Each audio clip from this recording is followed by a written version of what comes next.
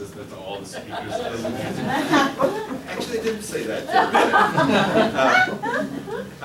But they do some really interesting work. And actually, Deanne and I worked together very closely back when I was a volunteer for the county.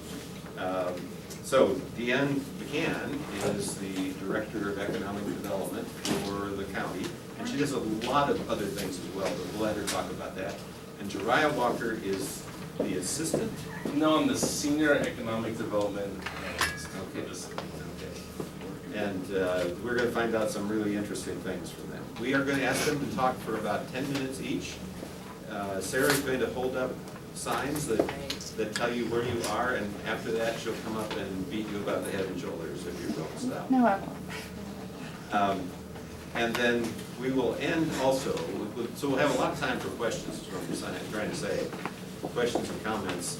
And then we will try to end about 8:45, 8:50 to allow for a little more informal get together and allow some of you to network if you'd like to do that. So we have three, before I forget, I'll go into what we're going to ask them to talk about in particular.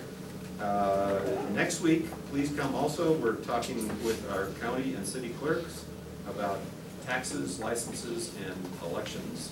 Should be pretty fascinating. That's what they do other things as well, but those are some of their main responsibilities. And then tomorrow, we have in the evening, we'll start at 5 o'clock. Our presentation will start at 5:30. We have something we're calling Felt City, or the city is calling Felt City, and it's an opportunity for you literally to remodel, reshape the city the way you'd like to, using felt, squares, et cetera, a little bit like going back to elementary school, but it's a lot of fun. We've done it before, people have a ball with it, and you learn a lot from it. And then on September 20th, next Tuesday, we will, Bob already said that, the city and county clerks. So, Is Felt City going to be here? Felt City will be here. At 5 o'clock, we have a sort of half-hour, social half-hour, and we usually have somebody here from the police department, somebody from the fire department. It's a great opportunity to get to talk to some of those folks, or talk to the rest of us about whatever questions or comments you have. Come on in. And then, so these are the questions we'd ask you guys to consider.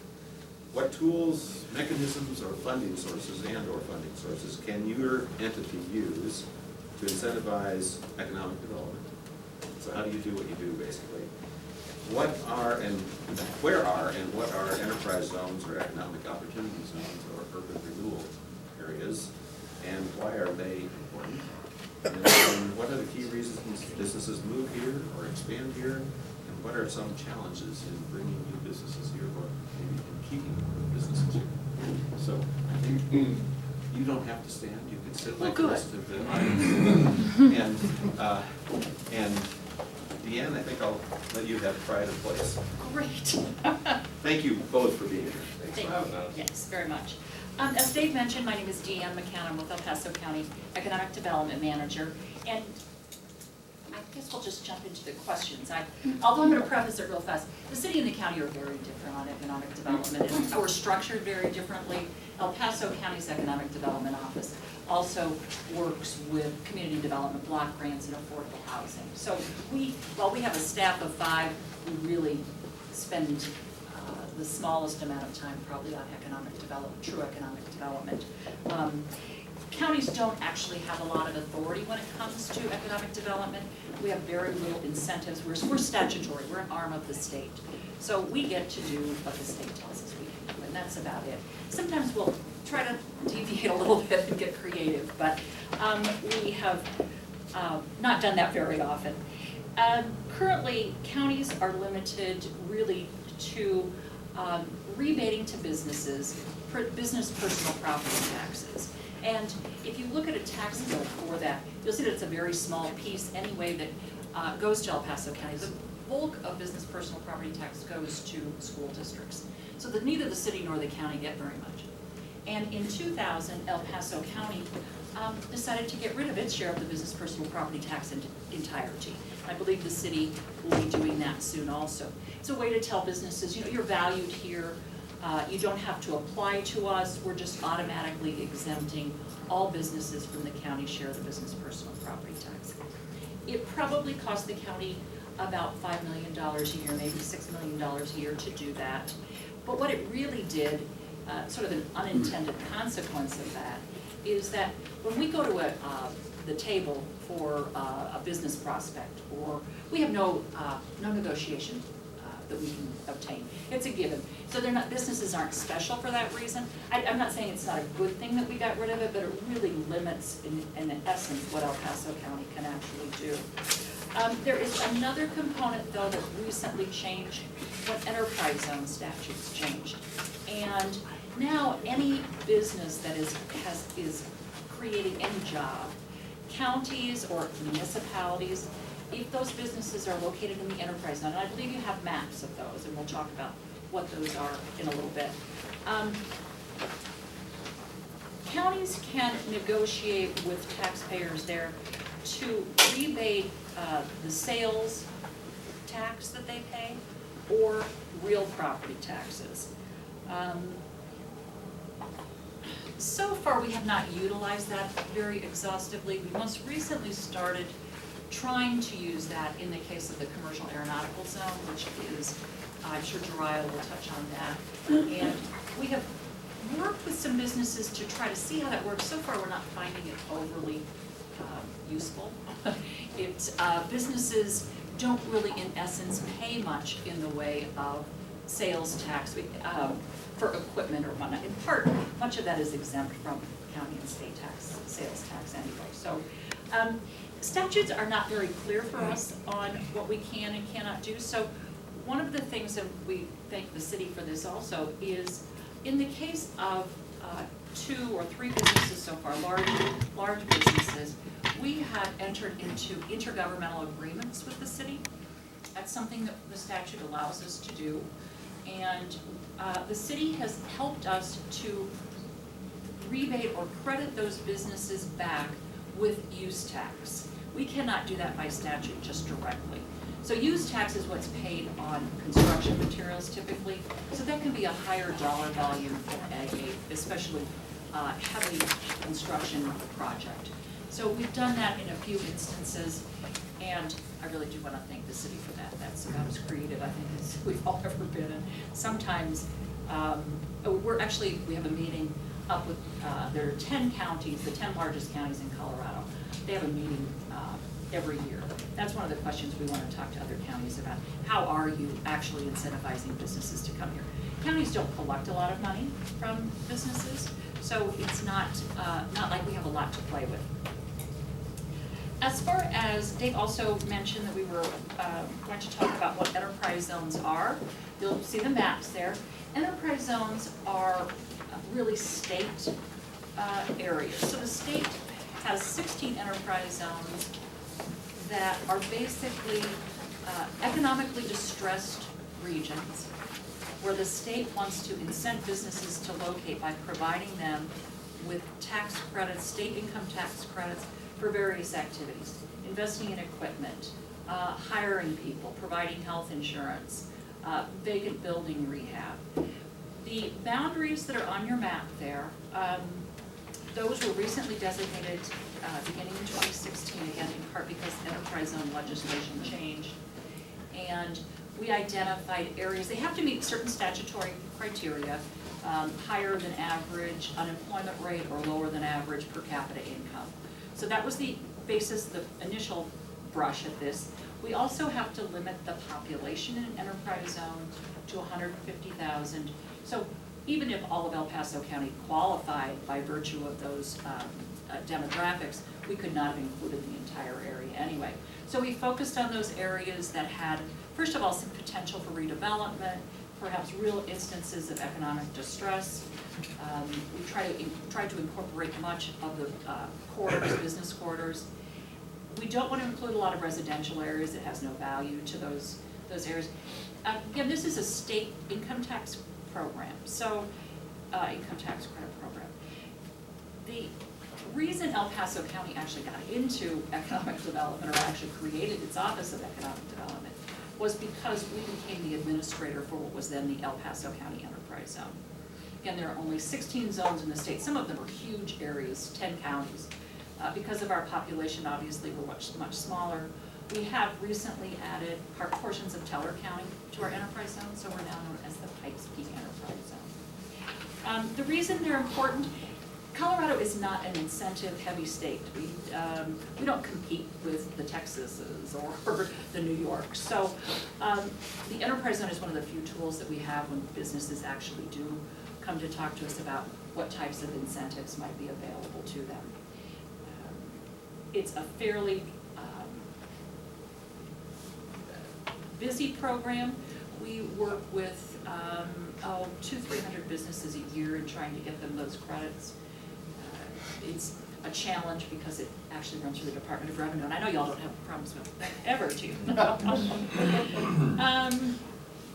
So that's why they're important, because it allows us really to work with those. And one thing about the enterprise zone also is there are contribution projects.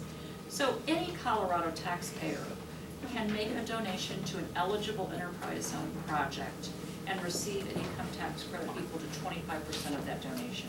So, pardon me, our first project was the Regional Business Alliance, or the old Economic Development Corporation, and that one obviously has a lot of support. We also have a broad range. We have 50 projects. One of our most recent ones is the United States Olympic Museum, and that becomes a project because it's in the enterprise zone. We apply to the state and say, you know, this is going to bring people to this area. Can we offer tax credits to contributors to those projects? The key reasons that businesses move here, I wish somebody here were from the Regional Business Alliance, I think, to really address it a little bit better. They're our arm that helps us really attract and retain businesses. But oftentimes what has a first initial blush for some organizations, especially data centers, is our cost of utilities. Colorado Springs Utilities is a fabulous partner in economic development. Some of the other areas of the county where CSU does not provide services, it's a little more of a challenge. Our workforce obviously is a factor, although we are facing some pushback a little bit that we don't have the right trained workforce. Our quality of life, that's why we're all here. Thank you. Thank you. I think Deanne answered a lot of that stuff. So my name is Jariah Walker. I'm with the City of Colorado Springs. I'm the Senior Economic Development Analyst. We're a department of 3, and we're a department of 3 really mainly we like to stay a little bit smaller. It just helps us navigate better and communicate better with each other when we're dealing with issues as they come up. The tools that we have in place are very similar. We have sales tax rebates that we give to certain companies that meet certain requirements. Some of the requirements we like to see is a minimum $1 million capital investment, 10 primary jobs being coming out of this investment, and we do some with machinery costs or construction costs or things in that area if someone's building out. And it's not just for a business coming in, we'll also do that for a business that's wanting to expand here, especially with the primary job component.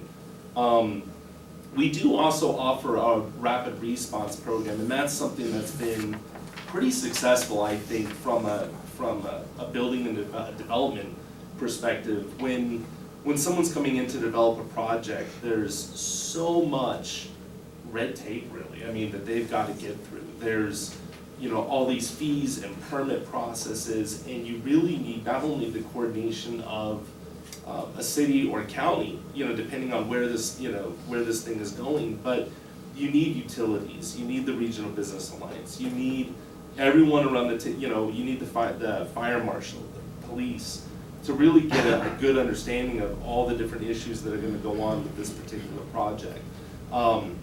A lot of companies really enjoy the fact that they can sit at a table and kind of have we've had as much as 20 people around the table saying, this is what you do next, mark this on your application, then it goes to here, then it goes to there, etc. And it just kind of helps speed up that process. And one thing that I've always wanted to get out to businesses is we're definitely there to help them, but I want businesses to feel like we're being hospitable to them. I want them to be able to see wow, these guys are going the extra mile, and they're they're getting me with Deanne. If someone calls me, Deanne actually just a few weeks ago said, hey, Jariah, these two companies could fall into your purview, like, give them a call. And if I see someone that, when I'm talking with someone that's more of a county issue, I'm gonna refer them to Deanne. So really the economic development force in Colorado Springs, I think, has a really good working relationship with each other. I think we do a really, really good job on that. As far as zones go, we do have economic opportunity zones. Those areas of focus are North Nevada, Southeast Colorado Springs, and downtown. Those are really the areas that we focus on the most. The airport too, the CAS zone that Deanne had mentioned as well. Really, those are strategic for us. We see, obviously, with UCCS, there's a lot of growth that's going on that side of town. Matter of fact, tonight, Nina Vetter, she's in the audience back there, is the project manager of our Renew North Nevada public opinion session that's going on tonight. So North Nevada is extremely important. We've had a lot of growth there, just a lot of development in that area, and we think that it could be a major cog to the city. I think University Village and UCCS are kind of already proven that right now. Southeast Colorado Springs, we have put a lot of work and effort into as well. We definitely need to drive a little bit more investment down to that area, but that's something that the city recognized a while ago as being a very, very important and strategic area, especially from not only a community perspective, but being so close to the airport, so many visitors. It's, in that area, it's important that we make sure that area is robust as well as any other area in the city. And then, of course, there's been a lot of focus on downtown. And everybody knows that from reading the papers, all the efforts that the city has put into driving business here, working with the downtown partnership, and all of our other partners, the Regional Business Alliance, and really trying to drive more industry in the downtown area. The city has always taken the stance that we believe that a strong downtown literally is going to make a stronger city, and we just think it could be a great economic hub. As far as, I did want to mention a couple of projects. I think that's kind of a fun piece when we see something get done, and a lot of times what we do is frankly kind of boring. It's kind of behind the scenes, and we're working on paperwork, and we're helping people navigate systems. There's some political components to it a little bit. We definitely run into that too.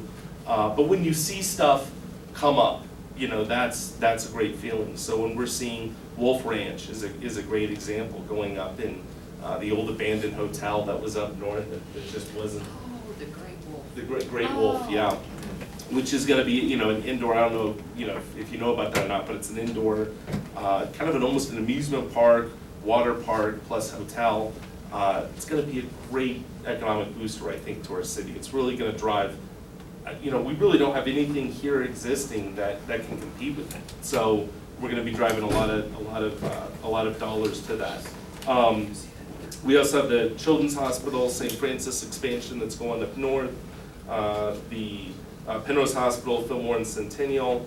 We're doing some work with Sam Guagnoli, who's working on South Tejon near Ivy Wild, kind of where the Big Chief motel was. It's been, I'm a native to Colorado Springs. It's always been kind of a problem spot right there. There's always been high crime there.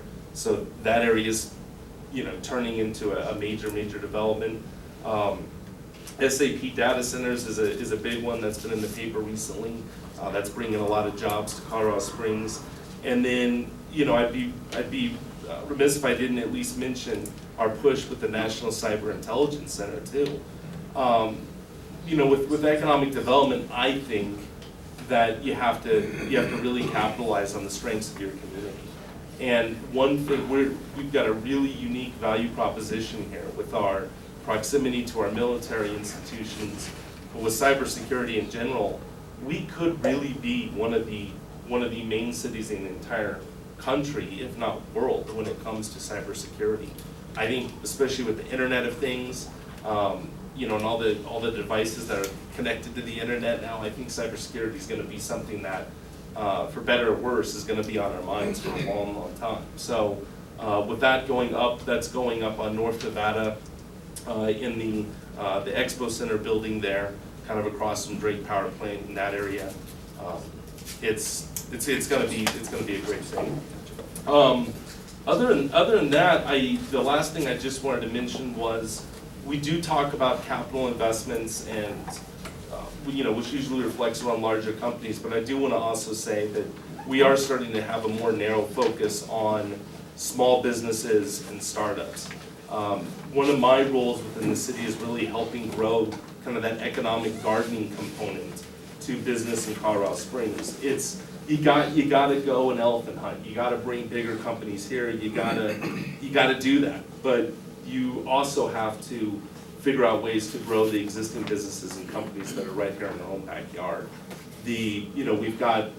I'm working with a gentleman now that started his company here. He's getting ready for a major expansion. I can't say anything about it yet, but it's a very cool story because he started so small, and now he's at a point where he's grown to the point where he's qualifying for a lot of these incentives. And my goal is, as a small business owner myself, and in another role, I want to see those people, be able to help them, to help hire them, to help hire more people and really grow their companies in this community.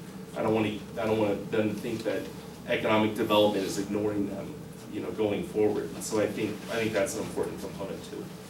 Gerard is absolutely right on the small business piece, and I was somewhat remiss too. I should have mentioned, the county, we also host the SBDC, the Small Business Development Center, which is located up at the Citizen Service Center.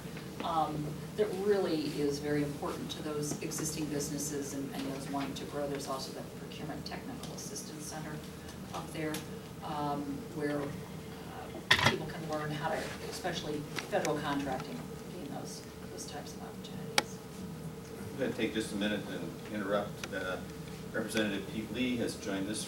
Pete's one of our representatives at the state capitol. I think that's the first for us for this particular thing, that we've had somebody from the state come and be part of this. And Pete, I'll give you an opportunity to take a seat if you'd like. Sure, thanks, Dave. Sure. And we'll take questions now, I think. Yeah. So, Robert. I was wondering if you can think of a competition where a large business wanted to consider where to move and where Colorado Springs was a competitor. And can you think of, if you don't want to name a company, fine, but can you think of how Colorado Springs may have been able to compete better with certain policy changes? Data centers. Okay. We have a great number of advantages for data centers, but we also have some disadvantages. Uh-huh. And a recent one determined not to locate here because of the sales tax on data center equipment. And there is a push, right, there have been various attempts, part of it is it's a state legislature issue. And I think within the next few years, there will be another attempt to pass something that will exempt those types of equipment from and I want to thank the state also. Really, when we talk about incentives, oftentimes when we're talking to a company, we have people from the state coming down, Office of Economic Development and International Trade, not trying to make points here, but they really are a partner with us and talk about their job growth incentive tax credits to the state as well as strategic funds.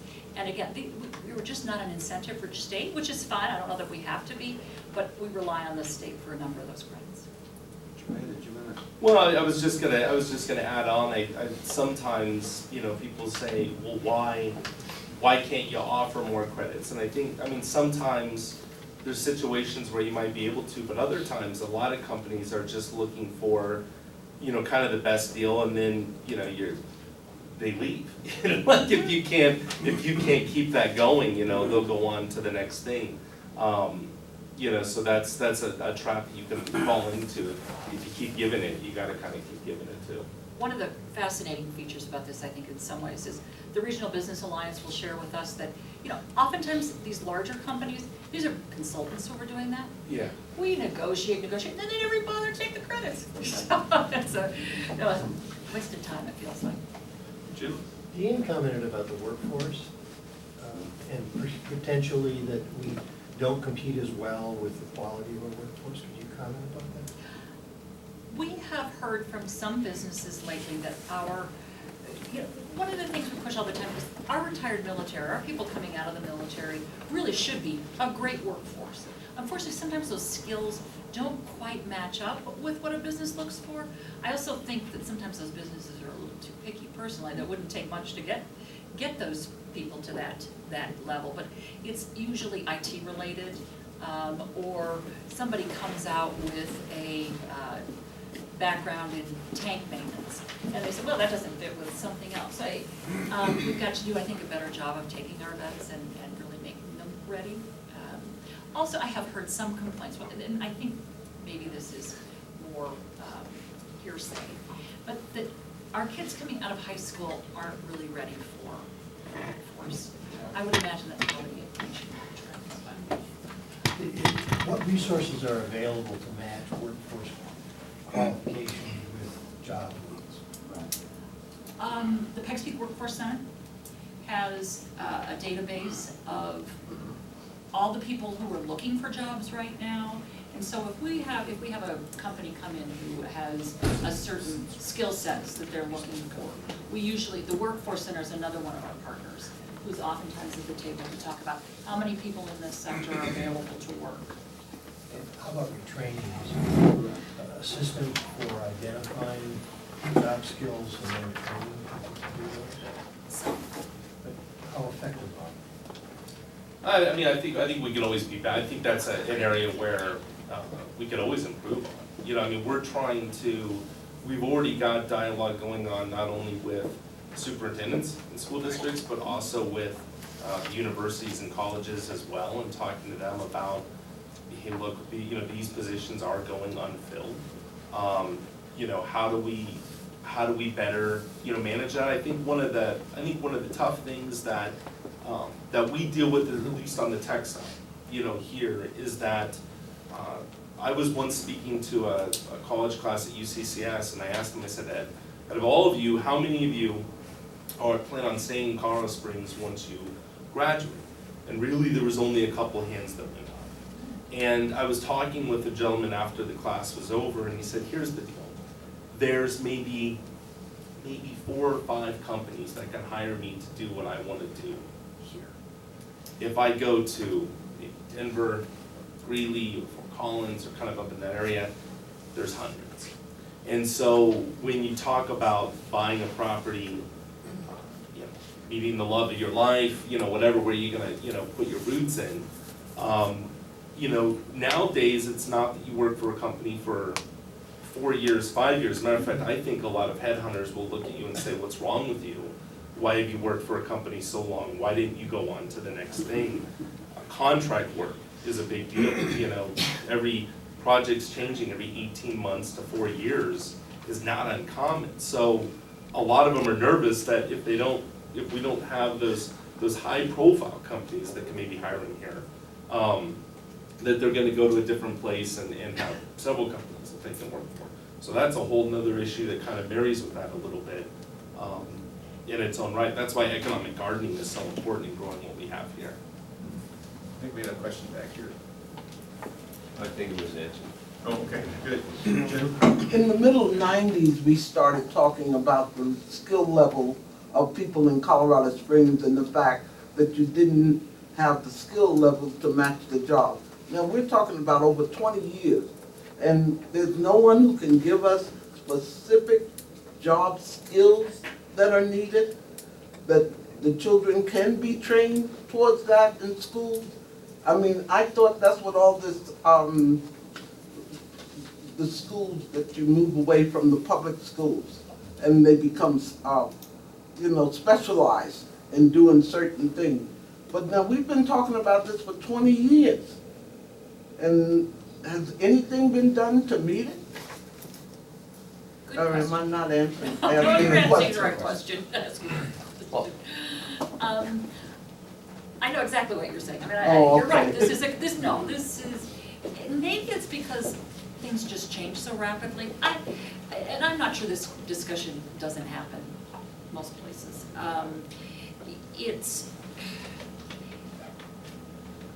I've periodically seen groups come together really, have businesses help us identify where that gap is. And then, why aren't the schools teaching those? We need to maybe hold our schools more accountable. But I think they do a good job for the most part too. I sympathize with what you're saying. I don't have a good answer.